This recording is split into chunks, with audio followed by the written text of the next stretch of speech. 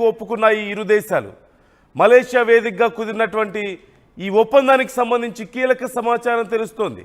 ఇరు దేశాలను మలేషియా ప్రధాని అన్వర్ ఇబ్రహీం ఒప్పించాడంటూ సమాచారం. థాయ్ నుంచి తాత్కాలిక ప్రధాని టుమామ్, కంబోడియా నుంచి ప్రధాని హ్యున్ మానెట్ హాజరయ్యారు ఈ మీటింగ్కి. ఈరోజు అర్ధరాత్రి నుంచి నిన్న జరిగినటువంటి మీటింగ్స్ కారణంగా అర్ధరాత్రి నుంచి అమల్లోకి సీజ్ ఫైర్ రానున్నట్లుగా తెలుస్తోంది. 3 రోజుల క్రితం యుద్ధం ముగించాలంటూ ట్రంప్ కోరిన విషయాన్ని కూడా మనం చూసాం. ట్రంప్ అభ్యర్థనను పట్టించుకోలేదు. ఓవైపు థాయిలాండ్ కానీ మరోవైపు కంబోడియా కానీ మాది యుద్ధం కాదు, అస్తిత్వ పోరాటం అంటూ ఇరు దేశాలు చెప్పాయి. సరిహద్దుల్లోని పురాతన శివాలయం కోసం ఇరు దేశాల గొడవని మనం చూస్తూనే ఉన్నాం. ఈ నేపథ్యంలో మొత్తం మీద థాయిలాండ్, కంబోడియా ఇరు దేశాలు కూడా శాంతి ఒప్పందానికి రావడం ఒక మంచి పరిణామంగా మనం చూడొచ్చు. అయితే ఖచ్చితంగా ఇక్కడ ట్రంప్ ఇన్వాల్వ్ అయ్యే ప్రయత్నం చేయడం, ఇరు దేశాలు శాంతికి ముందుకు రావాలి, చర్చలకు ముందుకు రావాలి అన్నప్పుడు మేమేమి ఒకరి మీద ఒకరు పగలతో యుద్ధాలు చేసుకోవడం లేదు, ఒకరినొకరు ధ్వంసం చేసుకోవడం మా ఉద్దేశం కాదు, కేవలం మా చారిత్రకంగా మాకు దక్కాల్సిన వాటి గురించే మేము పోరాడుతున్నాం అంటూ వారు చెప్పినటువంటి సమాధానం మనం చూసాం. తమ అస్తిత్వం కోసం పోరాడుతున్నామంటూ చెప్పారు. ఈ నేపథ్యంలో మరొకసారి ట్రంప్ శాంతి దూతగా వ్యవహరించే ప్రయత్నం చేశారు. తనను తాను శాంతి దూతగా చూపించుకునే ప్రయత్నాన్ని మనం చూసాం. ఈ అంశం గురించి మాట్లాడుకునే ముందు పరిస్థితి ఒక్కసారి అక్కడ ఎలా ఉంది, ఎంత ఉద్రిక్త పరిస్థితుల మధ్య ఇలాంటి ఒక శాంతి ఒప్పందం కుదిరిందో మనం చూద్దాం. ట్రంప్ చేసినటువంటి ఒక ట్వీట్కి సంబంధించిన వివరాలు కూడా మనం చూస్తున్నాం. Just spoke to the prime minister of Cambodia relative to stopping the war with Thailand. I am calling the acting Prime Minister of Thailand right now to likewise request a ceasefire and end to the war అంటూ ఆయన ఒక tweet కూడా చేశారు.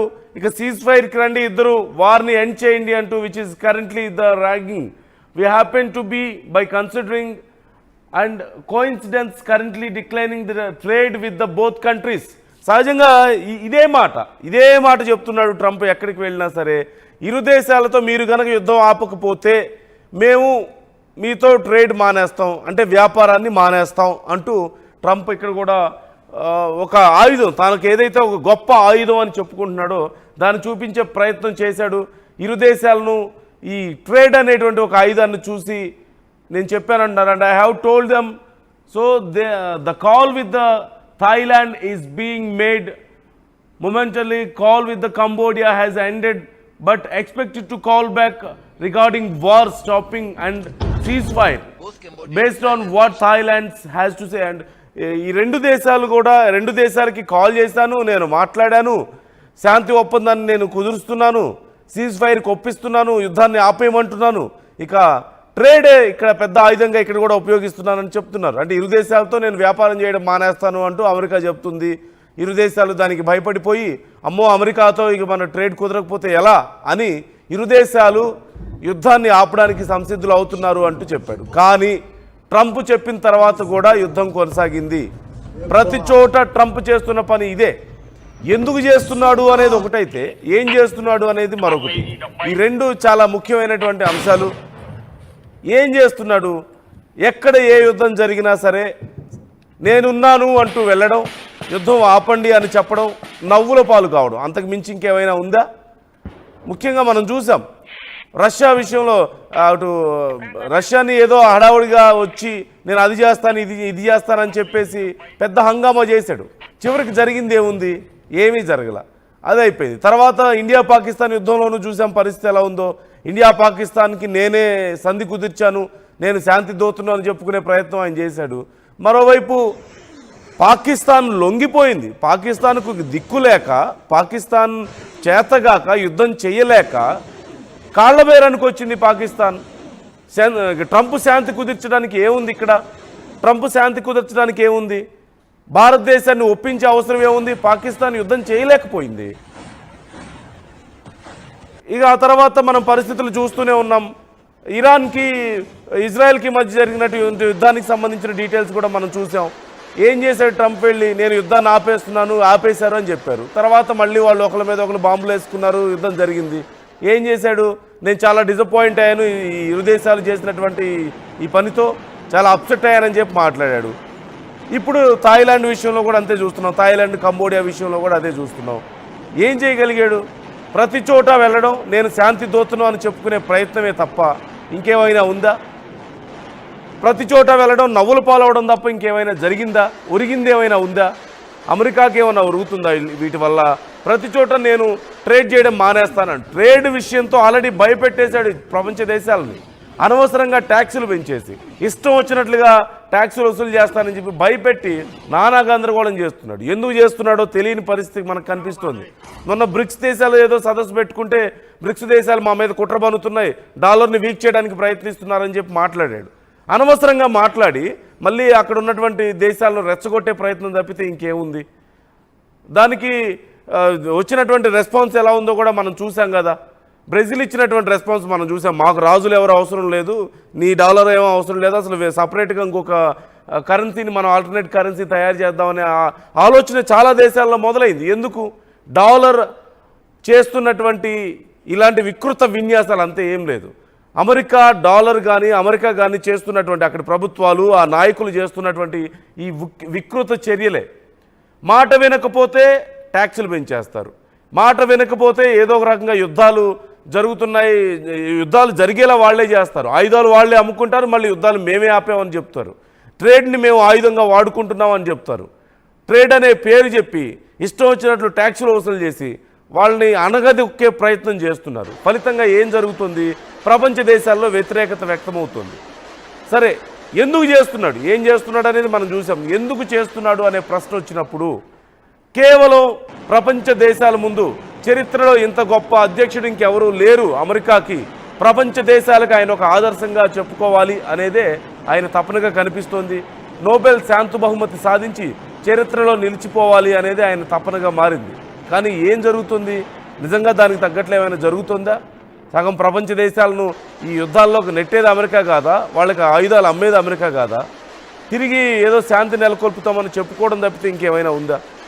మొత్తం మీద Trump మరొకసారి నవ్వుల పాలవడం తప్పితే ఏం లేదు. ఖచ్చితంగా అమెరికా ఇన్వాల్వ్ అయింది ఈ యుద్ధం ఆపడంలో. కేవలం అమెరికానే కాదు, చైనా కూడా ఇన్వాల్వ్ అయింది కదా. చైనా ఏమైనా చెప్పుకుంటుందా మేము కూడా ఇన్వాల్వ్ అయ్యాం, యుద్ధాన్ని మేమే ఆపాం, మేము శాంతి దూతలు అని చైనా చెప్పుకుంటుందా? లేదు. ఓ పక్క చైనా, మరో పక్క అమెరికా, ఈ రెండు దేశాలకు సంబంధించినటువంటి రాయబారులు ఆ మీటింగ్లో పాల్గొన్నారు.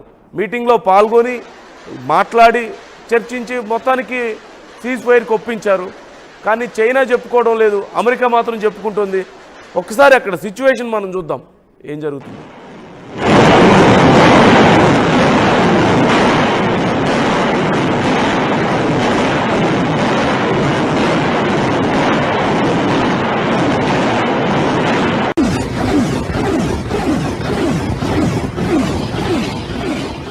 ఇంత ఉద్రిక్తతలు, ఒకరి మీద ఒకరు రాకెట్ లాంచర్స్తో దాడులు చేసుకునే స్థాయికి వెళ్ళినటువంటి పరిస్థితి మనం చూస్తున్నాం. ఖచ్చితంగా అమెరికా ఇన్వాల్వ్ అయ్యి చెప్పినప్పుడు వాళ్ళు చెప్పిన సమాధానం ఒక్కటే, మేమేమీ ఒకరి మీద ఒకరు కక్షలతో చేయడం లేదు, కేవలం మా అస్తిత్వం కోసం చేసుకుంటున్నాం అని చెప్తున్న పరిస్థితి మనకు కనిపిస్తుంది. ఇది ఇప్పుడు మొదలైన సమస్య కాదు, బోర్డర్ సమస్య. థాయిలాండ్కి అలాగే కంబోడియాకి ఎప్పుడో ఫ్రెంచ్ వాళ్ళు అక్కడ ఆక్రమించుకొని వెళ్ళిపోయిన తర్వాత సపరేట్ అయితే ఈ బోర్డర్ వివాదం అనేది అప్పటి నుంచి నడుస్తుంది, ఇప్పటి నుంచి నడుస్తున్న విషయం కాదు కదా. ఈ నేపథ్యంలోనే అక్కడ అడపాదడప కొంచెం ఉద్రిక్త పరిస్థితులు ఏర్పడుతూనే ఉన్నాయి. ఎవరిది ఆ మధ్యలో ఉన్నటువంటి భూభాగం ఎవరిది అనే విషయం మీద పెద్ద చర్చ నడిచింది, చాలాసార్లు దానికి సంబంధించి గొడవలు జరిగాయి. కానీ ఇంత ఉద్రిక్త పరిస్థితులు ఎప్పుడు తలెత్తలేదు. కానీ ఒక్కసారిగా అక్కడ సైనికులు ఒక ల్యాండ్ మైన్ పేలింది. సైనికులు వెళ్తున్నప్పుడు అక్కడ ఒక ల్యాండ్ మైన్ పేలి అసలు పూర్తిగా ఉద్రిక్తతలకు దారితీసినటువంటి పరిస్థితి మనకు కనిపిస్తుంది. అలాగే ఈ నేపథ్యంలో థాయిలాండ్ F-16 ఈ స్ట్రైక్స్ చేయడం వరుసగా ఇదే మొదటగా ఇక్కడి నుంచే ఎస్కలేట్ అయింది. థాయ్ సోల్జర్స్ ఒక ల్యాండ్ మైన్ పేలుల్లో గాయపడ్డారు. కంబోడియా పెట్టినటువంటి ఒక ల్యాండ్ మైన్ ఆ బోర్డర్లో పెట్టింది, వాళ్ళ బోర్డర్ దాటి రాకూడదని. అక్కడ మొదటిగా దీనికి బీజం పడింది. ఆ తర్వాత ఈ థాయిలాండ్ మళ్ళీ F-16 స్ట్రైక్స్ చేసింది కంబోడియా మీద. వెంటనే కంబోడియా పెట్టినటువంటి ల్యాండ్ మైన్ వల్ల వాళ్ళ సైనికులు గాయపడడం, ఉద్రిక్త పరిస్థితులు ఏర్పడడం, ఒకరి మీద ఒకరు కాల్పులు జరుపుకోవడం. ఇటు థాయిలాండ్ ఏమో F-16తో స్ట్రైక్స్ చేయడం, అటు కంబోడియానేమో అక్కడి నుంచి మళ్ళీ వాళ్ళు రాకెట్ లాంచర్స్తో వాళ్ళు దాడులు చేయడం, ఇలా ఒకదానికొకటి తోడయి యుద్ధం పెద్ద స్థాయిలో పెరిగింది. మొత్తం మీద అక్కడ ఏం జరిగింది, మధ్యలో ఒక టెంపుల్ ఉంది, ఒక శివుడి టెంపుల్ ఉంది, అక్కడ దాన్ని ఓవర్టేక్ చేసుకోవాలనేది మేజర్గా అక్కడ ప్లాన్ కనిపించింది ఆ రెండు దేశాలకు సంబంధించి. ఇంత వార్ జరుగుతున్నప్పుడు అమెరికా ఇన్వాల్వ్ అయింది, మరోవైపు చైనా ఇన్వాల్వ్ అయింది, ప్రపంచ దేశాలు కూడా ఎందుకు యుద్ధం ఎందుకు అని చెప్పి మాట్లాడాయి. భారతదేశం కూడా శాంతిని కోరుకుంది, అక్కడ ఉన్నటువంటి భారతీయులను వెనక్కి రప్పించే ప్రయత్నం చేయడం, భారతీయులు అటు వెళ్ళొద్దని చెప్పడం, ఇవన్నీ మనం చూసాం. మొత్తం మీద సీజ్ ఫైర్కి ఒప్పుకున్నారు, అన్కండిషనల్